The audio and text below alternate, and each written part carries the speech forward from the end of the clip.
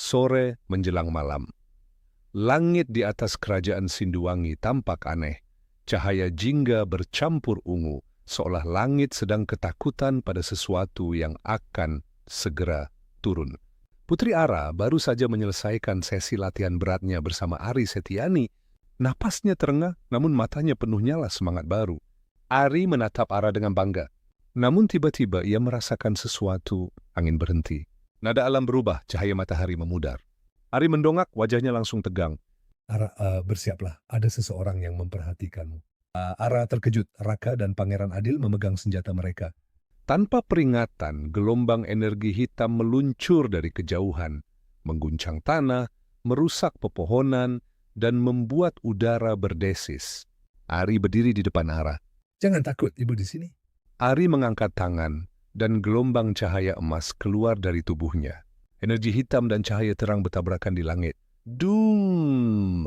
Suara seperti gunung runtuh, cahaya menyala seperti petir.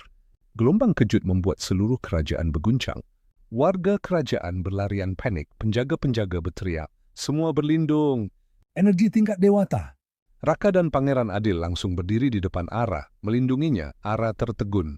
Itu energi siapa? Ari menjawab tanpa menoleh. Musuh lamaku.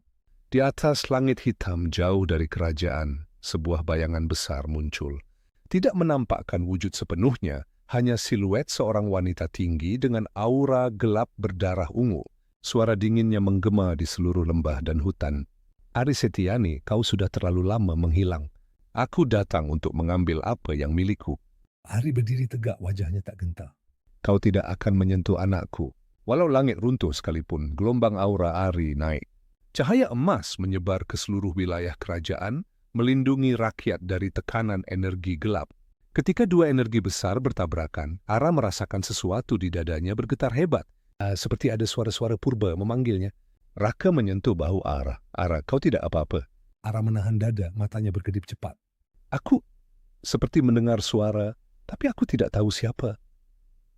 Suaranya bergema di kepalanya. Pewaris cahaya, bangkitlah. Waktumu hampir tiba. Pangeran Adil terkejut melihat cahaya hijau di mata Ara semakin kuat. Saat energi gelap menyebar, dua simbol kuno tiba-tiba muncul di tanah di bawah Raka dan Adil. Bumi bergetar, simbol merah menyala di bawah kaki Raka. Simbol itu seperti naga api kuno yang terbangun. Raka terkejut. Apa ini? Kenapa panas sekali? Ari terkejut. Raka, kau memiliki darah penjaga naga merah. Kau keturunan dari klan api purba. Api merah muncul di tangan Raka tanpa ia sadari. Sementara itu, simbol biru kristal muncul di bawah kaki Pangeran Adil, berbentuk seperti bulan sabit dan burung langit. Dan kau, Adil, keturunan penjaga surya biru. Adil mengangkat tangannya, dan hembusan angin suci mengalir dari telapak tangannya. Raka dan Adil saling memandang kaget. Mereka adalah dua pilar penjaga takdir Putri Ara. Ketika benturan energi semakin kuat, sebuah suara besar bergema dari hutan timur. Gubrak! Sesuatu muncul. Seekor makhluk raksasa dengan bulu emas dan sayap hijau zamrud melompat ke udara. Itu adalah Garuda Cemara, makhluk mitologi yang hanya muncul untuk pewaris cahaya tertinggi. Garuda itu menunduk kepada Ara. Aku datang, Putri Ara, untuk menjadi penjagamu. Ara menutupi mulutnya, tak percaya. Ari berbisik, ini bukan hal biasa. Makhluk sekelas Garuda Cemara hanya patuh pada orang yang ditakdirkan menyatukan cahaya dan alam. Dari balik awan gelap, Ratu Malam Abadi tertawa. Tawanya menggema sampai membuat bumi retak halus. Menarik, sangat menarik. Putrimu bahkan lebih berbahaya dari dirimu sendiri, Ari. Ari menggertakkan gigi. Kau tidak akan menyentuhnya. Ratu Malam Abadi menatap Ara dari kejauhan dengan mata merah bersinar. Kita akan bertemu, Putri Cahaya. Setelah benturan energi besar antara Ari Setiani dan Ratu Malam Abadi mereda, seluruh kerajaan sunyi. Debu masih berterbangan, burung-burung masih belum kembali, dan rakyat masih gemetar setelah merasakan tekanan energi tingkat dewata. Namun kejadian itu menjadi titik balik. Ara mulai memegang kekuatan roh cahaya. Raka terbangun dalam garis darah penjaga naga merah. Pangeran Adil mengaktifkan kekuatan penjaga surya biru. makhluk mitologi Garuda Cemara memilih Ara sebagai tuannya. Dan Ari Setiani mulai membuka sedikit rahasia yang sudah ia simpan selama puluhan tahun. Ari duduk bersila di pavilion belakang istana, ditemani Ara, Raka, dan Adil.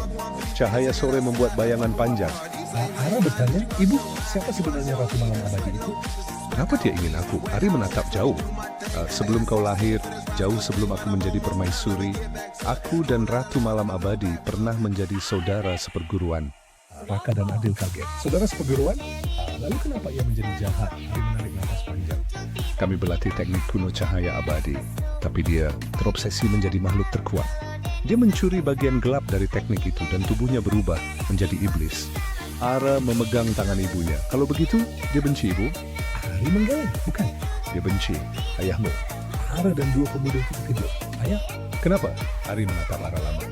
Karena ayahmu adalah orang yang menyelamatkanku dari kegelapan. Dan Ratu Malam Abadi mencintai ayahmu, Bambang Santoso. Ara langsung membeku. Raka dan Adil terbelalak. Jadi, Ratu Iblis itu dulu mencintai Raja Bambang Santoso? Ari mengangguk.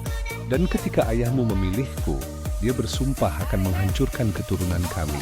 Suasana langsung berat. Dari jauh Raja Bambang Santoso mendengar dan tersenyum pahit. Ia memejamkan mata. Laraku yang lama kembali. Tapi matanya berubah menjadi emas menyala. Aku tidak akan biarkan siapapun menyentuh istriku dan anak-anakku. Tiba-tiba, semua orang merasakan sesuatu. Langit timur terbelah seperti retakan kaca raksasa. Cahaya merah, ungu, dan hitam muncul bersamaan. Prajurit-prajurit panik. Yang mulia, portal iblis terbuka di timur. Bambang muncul di atas gerbang istana.